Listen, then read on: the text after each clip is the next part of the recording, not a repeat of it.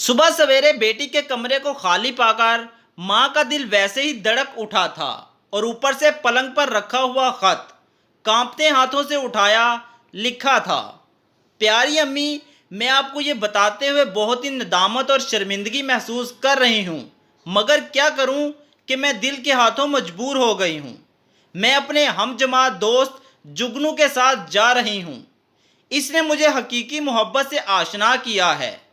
सच तो ये है कि हम दोनों ने 3 महीने पहले ही कोर्ट मैरिज कर ली थी और खैर से मैं उम्मीद के साथ भी हूँ।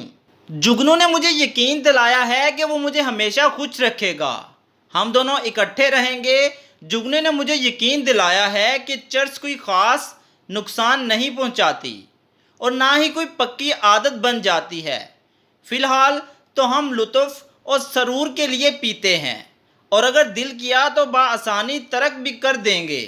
बस पुलिस का डर लगा रहता है, क्योंकि जब से जुगनू जेल से फरार होकर आया है तब से घर पर रुपोश है और कोशिश कर रहा है कि किसी तरह वो मकतूल के विरसा से सुलह कर ले ताकि ये डर बंद हो।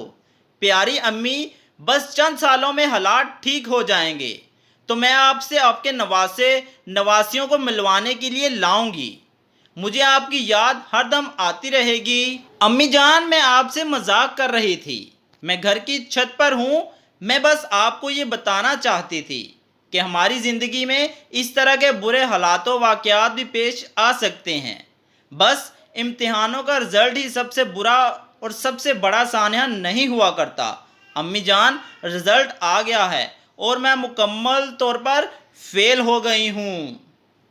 अगर इजाज़त हो तो छत से नीचे आ जाऊँ।